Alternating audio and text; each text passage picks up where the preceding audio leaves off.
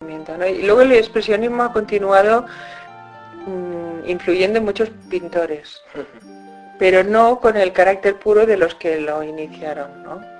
Luego estaríamos también, bueno, el cubismo, que empieza con Picasso en París con su amigo Georges Braque, y también hay un madrileño que te decía, Juan Gris, que es extraordinario. Lo que pasa es que muere muy joven y no pudo desarrollar, pero tiene la misma categoría en el cubismo que Picasso, ¿no? Y ellos tienen, el cubismo pues tiene dos fases, la analítica y la sintética. Ellos lo estudian las figuras de una manera, luego de otra, pero al final van prescindiendo mucho del objeto y de representar la realidad también. Y esto llega hasta el 21, hasta 1921.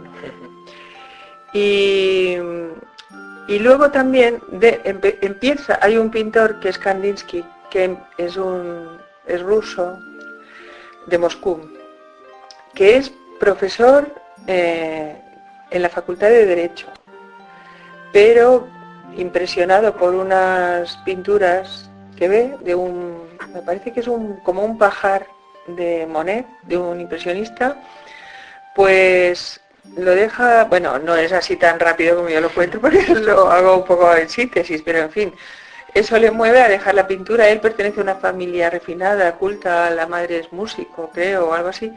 Entonces él va dejando lo de derecho y se va a dedicar a viajar por el mundo y a pintar.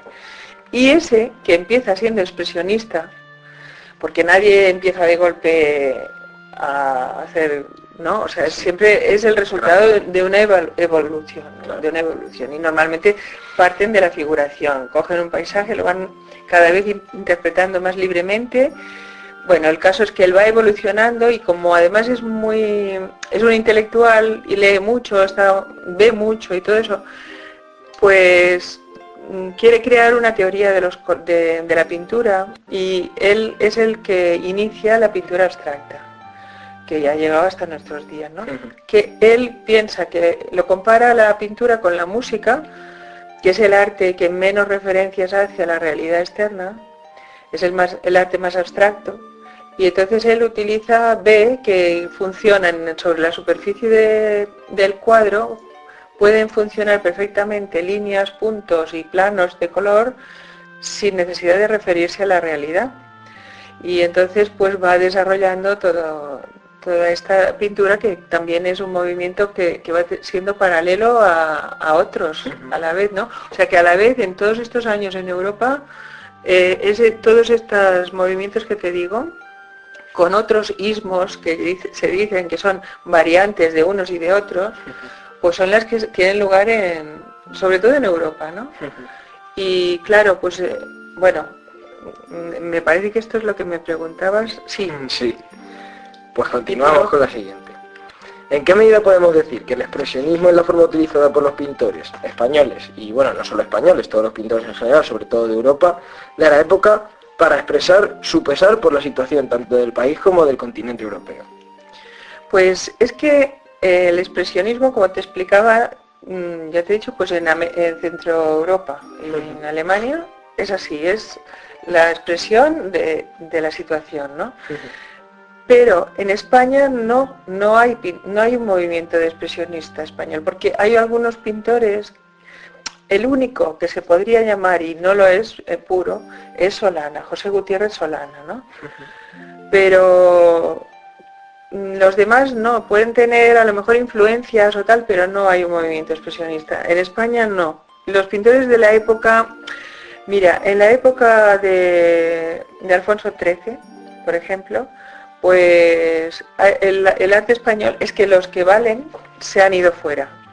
Porque de esta época, además de Picasso, como te he dicho, tenemos que meter a Joan Miró y a Salvador Dalí un poco, sí,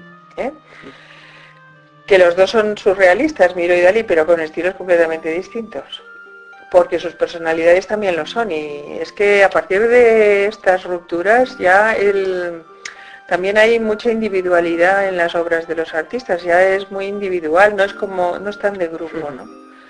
Entonces, pues los españoles de la época que están en España, pues es una pintura. España está muy atrasado en ese momento, porque es un país agrario en mayor parte, ¿no? Hay una proporción muy grande de gente en el campo. Hay una proporción enorme de analfabetos. Y es muy poco, es una minoría lo que hay. Los que puede haber, pues es una pintura académica, convencional, conformista, ¿sabes? Y dentro de eso hay pintura valiosa, pero no con fuerza, con la fuerza que a España ha caracterizado en los grandes, ¿no? De Goya, Sí, Velázquez y todo eso, no, es una cosa más de estar por casa. Bueno, pues llegamos a la Primera Guerra Mundial. ¿En qué medida afectó al arte esta Primera Guerra Mundial? Y, por supuesto, ¿fue menor esta repercusión en España que en Europa a causa de la neutralidad de España? Vamos a ver, la Primera Guerra Mundial, por ejemplo, en general en Europa, que es como ir por libre, o sea, España va un poco por libre y por detrás. Los grandes movimientos, lo que ocurre realmente, pues aparece el movimiento Dada, que responde a un nihilismo, a una negación de todo y a un partir de cero. Y te ponen un vídeo en una exposición y te dicen que aquello es arte, para romper con todo y ir contra todo. Hay y eso, hay centros, o sea, núcleos de ese movimiento, pero es bueno, en literatura lo habéis estudiado también, o sea que porque va en paralelo. Yo es que claro, lo hablo desde el punto de vista del pintor, que siempre nos atrae más esta otra parte, siempre me voy a la pintura, pero sí, pero vamos, hay núcleos en Zúrich, en Nueva York, en París, algo en Barcelona, porque dentro de eso, en España, donde algo más avanzado se ha ido siempre en estas cuestiones, bueno, se había ido, ahora ya no, era en Cataluña, en Barcelona, ¿no? El Mediterráneo y tal, quizá por estar más cerca de la frontera, más fácil. Bueno, también es que Picasso vivió ahí mucho tiempo y Miró es de allí y Dalí también y en fin, mucha gente. Y hubo una época incluso que la Costa Brava se puso de moda pero de entonces, no de cuando la playa no. Y en la zona de Cadaqués y todo eso había grupos de pintores ahí. Entonces España, como de costumbre, pero guerra mundial o no, iba a sudar. Un poco por detrás, porque por ejemplo, mira, encontré el otro día, bueno, quizás me lo vas a preguntar después, pero en la época de la guerra, estábamos en el 14, espérate, es que ahora me iba a la segunda. No, es verdad, sí, en esa época muy, muy convencional y muy académico. Y con la llegada en el 23 de la dictadura de Primo de Rivera, se censuró tanto a los medios de comunicación como a la libertad de opinión de los ciudadanos. ¿Sufrió el arte español algún tipo de represalia, algún tipo de censura? Y por lo tanto alguna variación en los temas en cuanto a la pintura o a la escultura, la arquitectura, en fin, es un poco... Bueno, tantas cosas, no sé si voy a sabértelas responder, pero vamos a ver. Donde hay el cambio, porque durante la dictadura y es el reinado de Alfonso XIII, ¿no? Pues es esto, que hay unas exposiciones nacionales que se realizan, hay unas exposiciones nacionales de Bellas Artes que se realizan en los Palacios del Retiro. Como siguen estando fuera los buenos, los geniales, pues ahí participan los pintores que están aquí, que también son buenos, pero más ¿cómo se dice?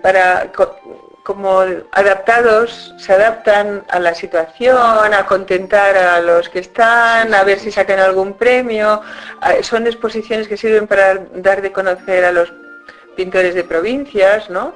Y ahí pues estarían, por ejemplo, bueno, gente buena también, pero que no ha revolucionado. Estaría en la del 36, en 1936 se presentó, por ejemplo, Vázquez Díaz, Gregorio Prieto, entonces, Solana, que hablábamos antes, que